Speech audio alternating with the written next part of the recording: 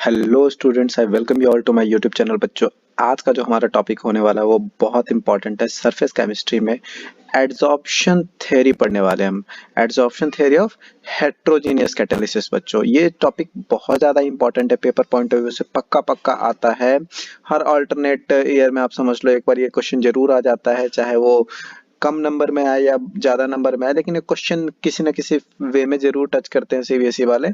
तो बेसिकली इसमें बच्चों, इससे पहले हम ये सारी चीजें देख चुके हैं चैप्टर में, एडजॉर्प्शन क्या होती है। इससे पहले हमने इस वीडियो से पहले हमने कैटालिसिस के बारे में देखा था, जहां हमने पढ़ा था कि होमोजेनियस कैटालिसिस क्या होती है, हेट्रोजेनियस कैटालिसिस क्या होती है।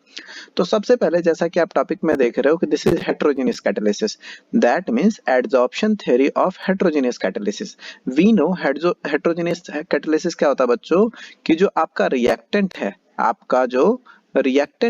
और आपका जो कैटलिस्ट है, अगर वो डिफरेंट फेज में हो, वो क्या हो बच्चों, डिफरेंट फेज में हो, तो उसको आप क्या बोलते हो, हेट्रोजेनियस कैटालिसिस। तो जैसे सपोज कर लो कि आपके पास कैटलिस्ट आपका सॉलिड है एंड रिएक्टेंट आपका गैस है, तो बेसिकली क्या होगा, जब मैं एडजॉर्प्शन की बात कर रहा हूं तो मैं गैस की एडजॉर्प्शन सॉलिड पे, क्योंकि मेरा रिएक्टेंट क्या है, गैस है, और मेरा जो कैटलिस्ट क्या है, वो सॉलिड है।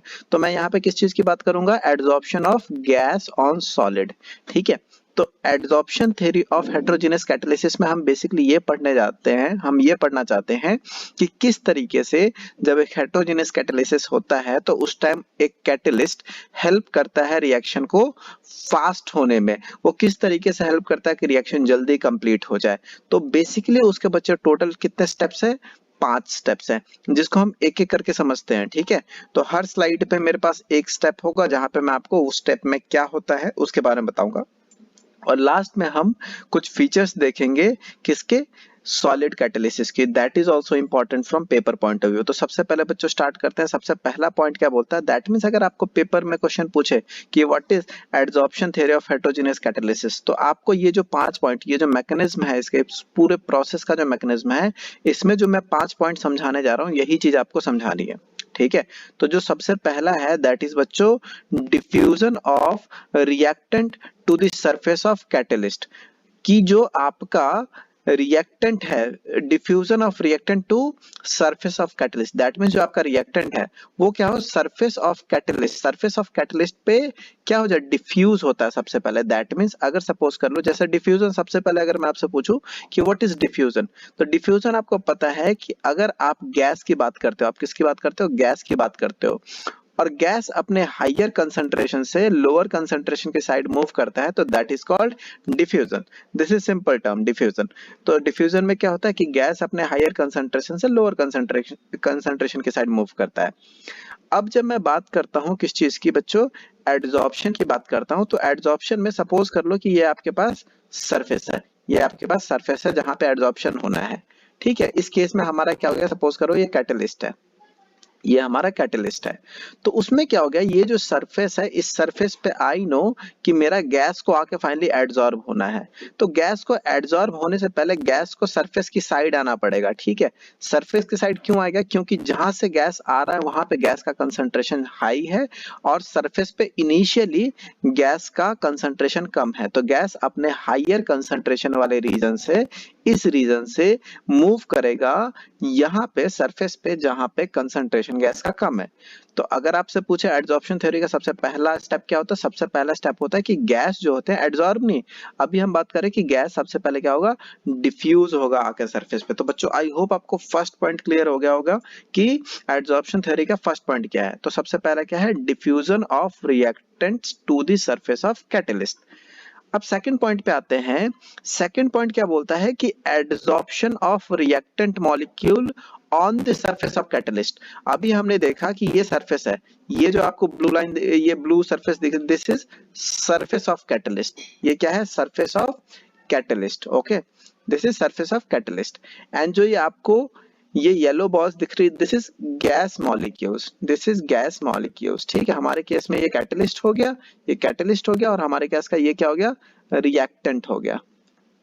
ठीक है, जैसा भी आपने पीछे देखा कि आपके पास ये जो गैस है वो सरफेस पे आ रहा है, तो सबसे पहली चीज है कि सरफेस पे आया है, जैसे ये पिछला आपको दिख रहा है ये सरफेस की साइड आ रहा है, तो दैट मींस ये सरफेस की साइड डिफ्यूज हो रहा है। लेकिन एक ये पार्टिकल देख रहा है जो सरफेस पे जाके एडसॉर्ब हो गया, and you know what is adsorption, वो क्या होता है सरफेस पे जाके डिपेंडिंग अपॉन फिजिकल है या केमिकल है, वो physical that means weak van force बना सकता है या केमिकल बॉन्ड बना सकता है। तो सबसे पहला स्टेप बच्चों क्या हुआ कि एक तो गैस मेरा इस पिछले की तरह डिफ्यूज होगा, सरफेस की साइड आएगा, सरफेस की साइड आएगा, एंड दूसरा क्या होगा बच्चों सरफेस पे आके एडसॉर्ब कर लेगा। तो एक स्टेप हो गया डिफ्यूजन टुवर्ड्स सरफेस, एंड दूसरा हो गया वो जो आया है डिफ्यूज होके दैट इज गेटिंग एडसॉर्ब्ड, कि एडसॉर्ब हो गया ये। तो दिस इज सेकंड स्टेप। तो हुआ क्या बच्चों कि गैस आया, एडसॉर्ब हुआ।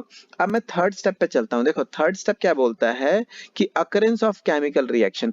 अकरेंस ऑफ केमिकल रिएक्शन का क्या मतलब है, जैसे देखो यहाँ पे ये ए है और ये बी है, ए और बी के बीच में प्लस लगा हुआ, दैट मींस ए और बी यहाँ पे अलग है, और ये आपका कैटलिस्ट का सरफेस है, जो आपका पीछे मैंने सरफेस दिखाई, ये सरफेस, दिस इज कैटलिस्ट का सरफेस, ये कैटलिस्ट का सरफेस है, और ए और बी जो गैस है वो रिएक्टेंट है, बीच में प्लस है, इसका क्या मतलब है कि ये अभी ये क्या हुआ है रिएक्ट नहीं हुए हैं, नहीं तो बीच में बॉन्ड आ जाएगा। तो ए और बी ये अलग अलग है, ये सरफेस के पास है, तो ये पहला क्या हो गया आपका डिफ्यूजन हो गया। डिफ्यूजन के बाद क्या हुआ बच्चों, ए और बी क्या हो गया, ये कैटलिस्ट का जो सरफेस है इससे जाके इन्होंने डिपेंडिंग अपॉन फिजिकल और केमिकल ये इन्होंने बॉन्ड बना लिया, ठीक है। तो यहाँ पे क्या हो गया एडसॉर्प्शन हो गया। तो दो स्टेप जो हमने पहले पढ़ा वो हो गया।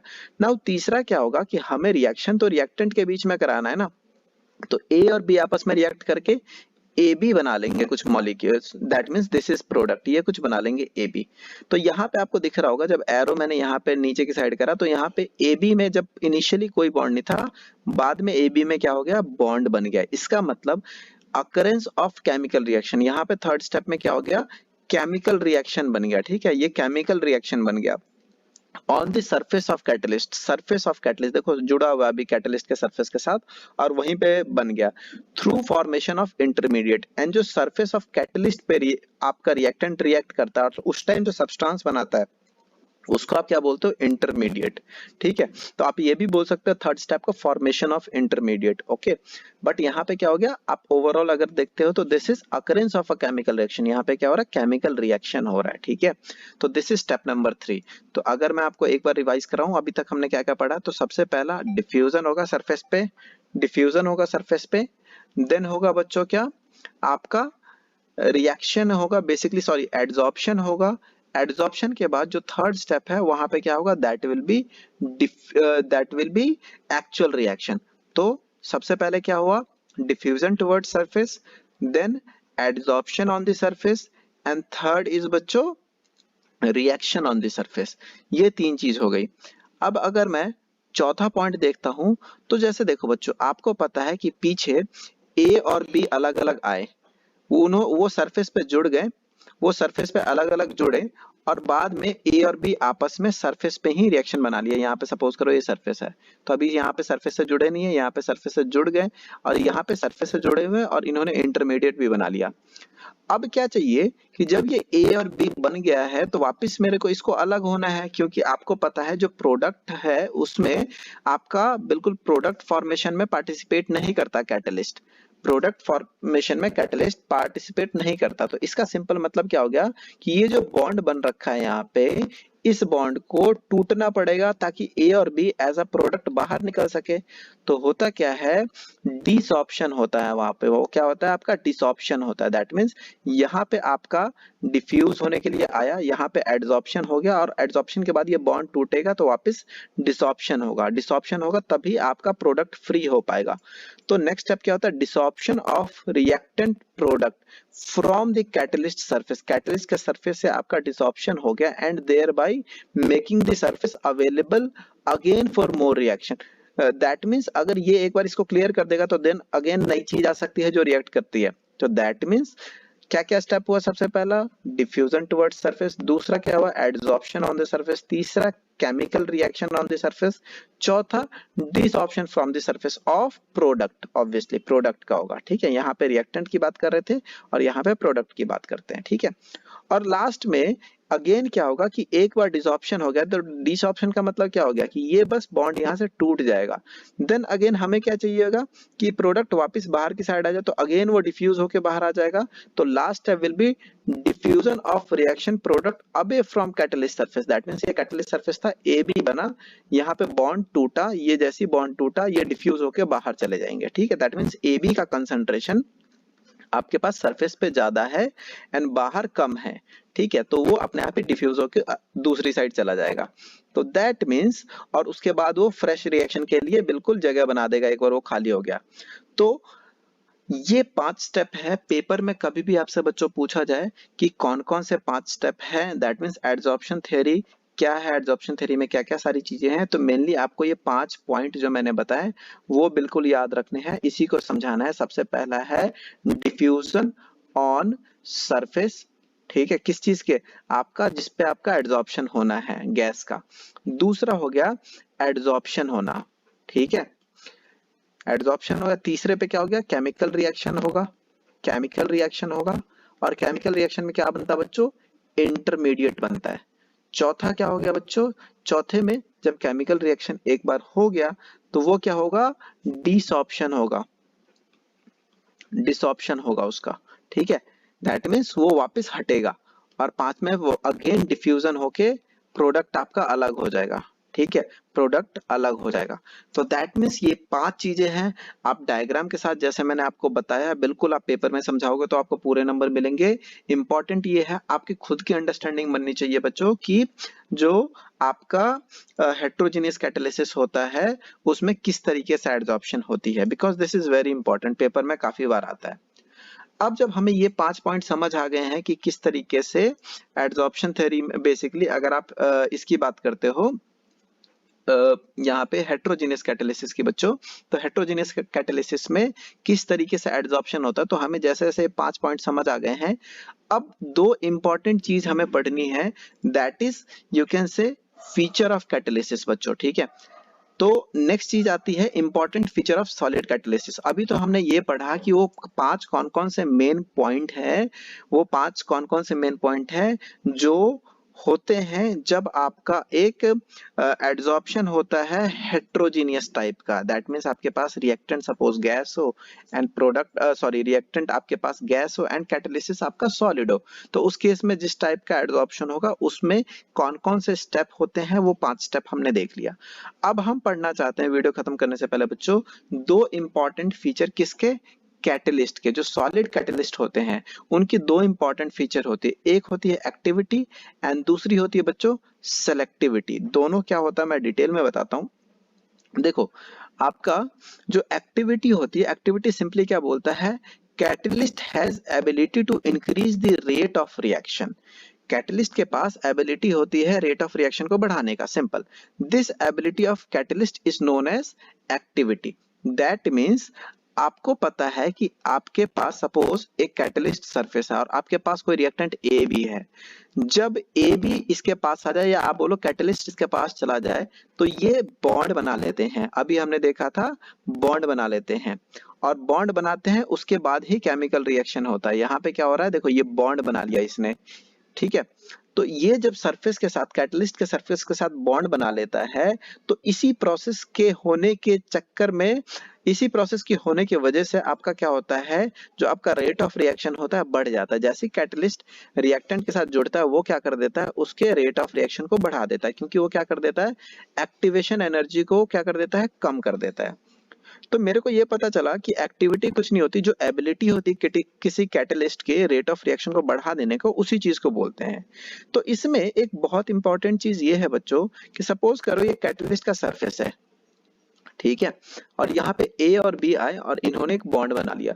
जैसी बॉन्ड बनाया रिएक्शन फास्ट होना चालू हो गया, रिएक्शन क्या हो गया, फास्ट होना चालू हो गया और फटाफट क्या हुआ, यहाँ पे ये तो जुड़े रहे, ए और बी बन गया, रिएक्शन कंप्लीट हो गया। दैट मीन्स यहाँ पे इंटरमीडिएट बन गया आपका। ठीक है, इंटरमीडिएट बन गया। अब क्वेश्चन ये है कि ये जो बॉन्ड बना है, अगर मान लो इतना स्ट्रॉन्ग बॉन्ड बन जाए कि ये टूट ही ना पाए, जब टूट ही नहीं पाएगा तो प्रोडक्ट आपको अगेन फ्री फॉर्म में नहीं मिलेगा एबी के फॉर्म में, तो that means this that is not a वो उसको आप प्रॉपर एक्टिविटी नहीं बोलोगे किसी भी कैटलिस्ट की, क्योंकि वहां तो रिएक्शन स्टक हो गया। वो रिएक्शन स्टार्ट हुआ था, कैटलिस्ट ने उसको फास्ट भी कर दिया, लेकिन फाइनली आपको प्रोडक्ट जो चाहिए था वो मिला ही नहीं, क्योंकि ये जुड़ा का जुड़ा रह गया, क्योंकि ये बहुत ज्यादा स्ट्रॉन्ग बॉन्ड बन गया था। तो प्रॉपर एक्टिविटी के लिए बच्चों क्या होता है, जो बॉन्ड जुड़ता है ना यहाँ पे, ये इतना वीक भी नहीं होना चाहिए कि बॉन्ड बने ही ना, और इतना स्ट्रांग भी नहीं होना चाहिए कि टूटे भी ना। ठीक है, तो ये एक ऑप्टिमम अमाउंट का स्ट्रेंथ होना चाहिए, सो दैट कि वो आए, जुड़े, रिएक्शन फास्ट हो और टूट के वापस चला जाए, तभी आप बोलोगे कि उस कैटलिस्ट में एक्टिविटी प्रॉपरली शो हो रही है।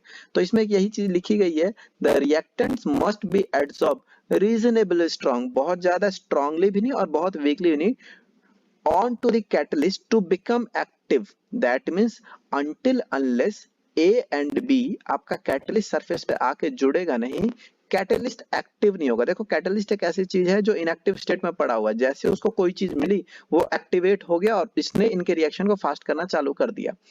However, they must not get absorbed so strongly, that means वो इतने ज्यादा strongly absorb ना हो that they are immobilized, that means वो टूट ही ना सके, वहां से हिल ही ना सके।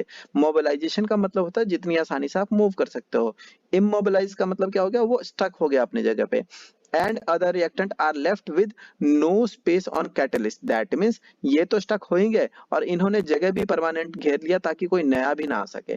तो दैट मीन्स इसकी वजह से क्या होगा, अगर ये खाली होता रहेगा यहाँ से, तो एक को इसने कैटलिस्ट ने अपनी एक्टिविटी दिखा के इसको रिएक्शन को फास्ट कर दिया, ए भी नया है फिर उसको भी फास्ट कर दिया, फिर नया ए भी आया फिर उसको भी फास्ट कर दिया। लेकिन अगर ये अटके रह गए तो ये तो एज अ प्रोडक्ट मेरे को मिला नहीं, ऊपर से इसने जगह भी घेर ली। तो एक प्रॉपर एक्टिविटी के लिए क्या चाहिए, एक रीजनेबली स्ट्रॉन्ग बॉन्ड चाहिए, बहुत वीक भी नहीं बहुत स्ट्रॉन्ग भी नहीं। तो आई होप आपको समझ आई होगी बच्चों एक्टिविटी क्या होती है और एक्टिविटी के क्या इंपॉर्टेंट कंडीशन होते हैं। सेकंड पे आते हैं बच्चों, and that is also very important and it is selectivity. देखो सेलेक्टिविटी सिंपली ये कहता है बच्चों कि अगर आपके पास सेम रिएक्टेंट है ए बी, आपके पास सेम रिएक्टेंट है ए बी, लेकिन आपके पास कैटलिस्ट डिफरेंट है C1 एंड C2, तो प्रोडक्ट आपका डिफरेंट होगा P1 एंड P2। ठीक है, क्या बोलता है, the selectivity of a catalyst is its ability to direct a reaction to yield a particular product. That means आपके पास जो कैटलिस्ट होता है उसकी एबिलिटी होती है कि वो गाइड कर सकता है रिएक्टेंट को कि उसको क्या प्रोडक्ट बनाना है। जैसे आपको दिख रहा है कि आपके पास कार्बन मोनोऑक्साइड है, आपके पास हाइड्रोजन है, आपने निकल यूज करा, आपका क्या बना, मीथेन बन गया। लेकिन वही जब आपने कार्बन मोनोऑक्साइड में H2 यूज करने के साथ कैटलिस्ट चेंज कर दिया, दैट मींस कॉपर ऑक्साइड या जिंक ऑक्साइड, किसके प्रेजेंस में, Cr2O3 के प्रेजेंस में, तो उस केस में आपका मिथेनॉल बन गया, अल्कोहल बन गया सीधे सीधे। एंड देन अगर आप कॉपर यूज करते हो तो देन आपका प्रोडक्ट अगेन चेंज हो गया, या आपका एल्डिहाइड बन गया, हाँ या ना। दैट मींस प्रोडक्ट क्या बन रहा है, एल्केन बन रहा है, अल्कोहल बन रहा है, एल्डिहाइड बन रहा है। यहाँ पे रिएक्टेंट तो डिसाइड नहीं कर रहा है क्योंकि रिएक्टेंट सेम है। यहाँ पे क्या डिसाइड कर रहा है, प्रोडक्ट डिसाइड कर रहा है। तो प्रोडक्ट सॉरी आपका कैटलिस्ट डिसाइड कर रहा है। दैट मींस कैटलिस्ट की ये बहुत स्ट्रॉन्ग प्रॉपर्टी होती है कि वो गाइड कर सकता है रिएक्टेंट को कि प्रोडक्ट क्या बनना है। ठीक है, और इसी एबिलिटी ऑफ कैटलिस्ट को आप सेलेक्टिविटी बोलते हो। ये तीन एग्जांपल जरूर याद रखना पेपर में बच्चों, अगर आपसे पूछ लेते हैं कि व्हाट इज सेलेक्टिविटी, तो सेलेक्टिविटी में रिएक्शन बताना बहुत ज्यादा इंपॉर्टेंट हो जाता है, क्योंकि मेन जो डिफरेंस है वो यहीं पे आती है। एंड लास्ट में क्या बोलता है, when under same reaction condition many products are possible, वही चीज जो हमने अभी बात करी। Selectivity of different catalyst for same reactant is different. That means जो सेम रिएक्टेंट के लिए सेलेक्टिविटी होती है कैटलिस्ट की, वो डिफरेंट होती है, और उस चक्कर में आपको ये प्रोडक्ट डिफरेंट डिफरेंट दिख रहे हैं। तो बच्चों अगर मैं अगेन एक बार रिवाइज करने की कोशिश करूं तो इस वीडियो हमने क्या क्या देखा है, इस वीडियो में हमने बेसिकली ये देखा है कि एडजॉर्प्शन थ्योरी, अगर आप की बात करते हो adsorption theory of heterogeneous catalysis, वो कैसे होता है, उसमें पांच कौन कौन से पॉइंट होते हैं, उसमें क्या क्या होता है, डिफ्यूजन होता है, आपका एड्सॉर्प्शन होता है, रिएक्शन या रिएक्शन होता है सरफेस पे, वेयर वी कैन से कि that is formation of intermediate, then desorption होता है, and then again diffuse away from the surface हो जाता है, जहां पे प्रोडक्ट आपको फाइनली बन जाता है। एंड देन हमने कुछ प्रॉपर्टीज देखी सॉलिड कैटालिसिस की, जिसमें दो इंपॉर्टेंट चीजें थी, activity and selectivity. Activity basically क्या होता है, किसी भी कैटलिस्ट की एबिलिटी की रिएक्शन को फास्ट कर दे, लेकिन उसमें एक कंडीशन होता है कि जो सरफेस पे बॉन्ड बनता है वो बहुत वीक भी नहीं होना चाहिए कि बॉन्ड बने ही ना, और बहुत ज्यादा स्ट्रांग भी नहीं होना चाहिए कि आपका वो निकल ही ना पाए। अगर निकल नहीं पाएगा तो स्टक हो गया, आपको प्रोडक्ट भी नहीं मिला, नई चीज के लिए जो आ सकती थी ए बी वहां पे उसका भी जगह घिर गया। एंड बाद में सेलेक्टिविटी आती है जो ये बताता है कि कैटलिस्ट के पास एबिलिटी होती है रिएक्टेंट को, सेम रिएक्टेंट को डिफरेंट तरीके से गाइड करने का, अगर कैटलिस्ट डिफरेंट है तो, और उसके चक्कर में प्रोडक्ट आपका क्या हो जाता है, डिफरेंट हो जाता है। तो आई होप बच्चों आपको समझ आया होगा ये टॉपिक। नेक्स्ट टॉपिक में हम बेसिकली एक नया टॉपिक लेके आएंगे, that is shape selective catalysis. That is also बच्चों very important from exam point of view, maybe not from 12th point of view, but JEE और नीट परस्पेक्टिव से वो शेप सेलेक्टिव कैटलिस्ट जियोलाइट वाला topic है, बहुत ज्यादा important हो जाता है। तो बच्चों आई होप आपको ये वीडियो समझ आई होगी। अगर हाँ तो प्लीज अपने दोस्तों के साथ इसको शेयर करना, लाइक कर देना वीडियो को। Thanks for watching this video बच्चों, बाय बाय।